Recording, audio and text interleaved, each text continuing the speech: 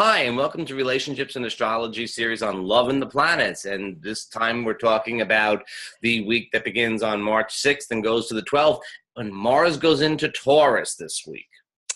Yes, indeed. So quite a lot of changes this week. And of course, we're building up also to the full moon on Sunday, and we'll have a separate recording for the full moon. So we're really going to concentrate on the transits this week, and particularly Mars changing signs.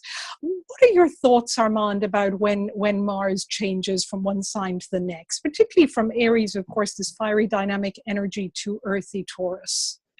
Well, I think that Mars, he's leaving his home sign of Aries, very much a go-forward type of energy. It's the Taurus, and I don't really feel that Mars in Taurus slows down very much.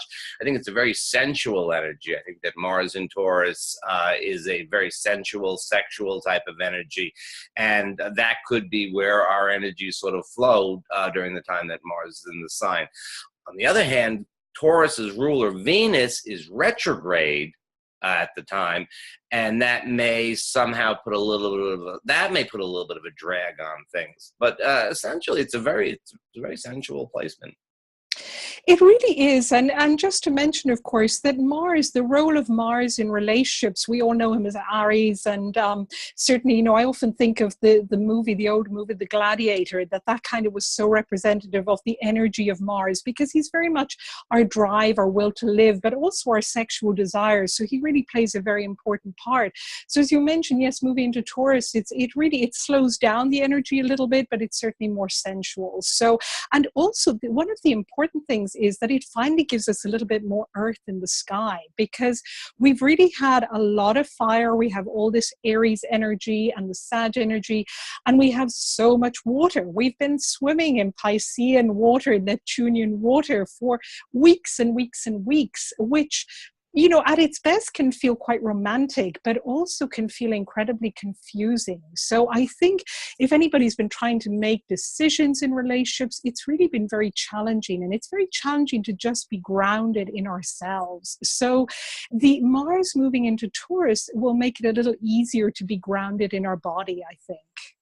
I agree entirely, and I think that is something that we do need. And with Venus retrograde, it is, I would say that it would be a time, generally Mars going into Taurus has a sort of go-forward energy. I think with Venus retrograde, it's more a stay where you are type of energy. It's more about that is appreciating what you have, appreciating things on a deeper level, rather than necessarily going out for something new. Yes, and just to mention that, of course, we've done a separate recording on Venus retrograde, so listeners can certainly have a look at that on our YouTube site. And just to say that, back to the transits of the week, that of course we do start with Mars still in Aries and going through the last few degrees of Aries, and he makes that trine to Saturn in Sagittarius at the beginning of the week. And I think there's still a drive to really get to the truth. So even amidst all this Neptunian confusion within relationships, I think there's a lot of trying to clarify, what is this relationship about? What do we both want? Where are we heading towards? I agree. And as we begin the week on Monday, the moon is going to be in Cancer, and making hard aspects to Uranus and Pluto. And I think that those questions, Venus newly retrograde, really just having station to retrograde, this is very much an inward time when we're dealing with the types of questions that you've mentioned. And with the moon in Cancer, our first response might be a little protective. It could be there could be a sense of sort of circling the wagons and closing in, and it doesn't feel like the week is going to begin with a very open, expressive type of feel to it. It's going to be more like, it's not so much where are we going, it's where are we going. There's a different tone to it. I so agree. And then, of course, Tuesday, Mercury sextiles that Pluto in Capricorn. And, that might be a day, though, that some things might come to light, maybe some things that have been a little bit hidden.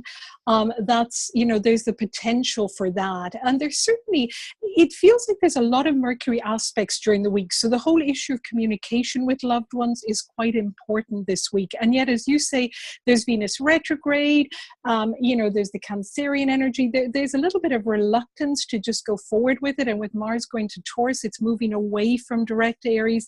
And yet there is this drive to really get to the nub of things, particularly with Mercury in Pisces, quincunx Jupiter in Libra on Thursday. And then, of course, Mercury, still in Pisces, makes that conjunction with Chiron in Pisces on Friday, which could help to heal some issues in relationships, but might also kind of touch on some things that may feel a little ouchy. I agree. And I think one important strategy for this week with Mercury and Pisces and everything else that we've mentioned, just like sum it all up. Communication, I think it's great to have in-person conversation if you can. On the phone would be okay, where you can hear the voice, you can hear things as it's expressed, you can sort of pick up on some of the subtleties with, Mercury and Pluto. Maybe not everything is above board, and you may have to listen to the subtext. But with Mercury and Pisces in general, you have to listen to the melody as well as the words, not just the lyrics. You need to listen to how things are presented. So I think electronic communication, texting could really, you could run into some problems with this. So true. It's like really reading between the lines, picking up the energy, picking up the feelings, what's going on. And also to remember with Mars moving into Taurus to kind of take care of ourselves. It's a nice time to kind of self-pamper, go have some body work, go have a massage, relax, really self-care and nurture ourselves. Wednesday looks like a fun day. Mars at the last degree of Aries. The moon goes into Leo. Yeah, Venus is still retrograde, but my sense is that this, if you're going to have a sort of a party night, maybe Wednesday is a little midweek fun. Looks like a good idea. Wonderful. And we hope all our listeners will join us again when we do our recording on the full moon on Sunday. So thank you and see you soon.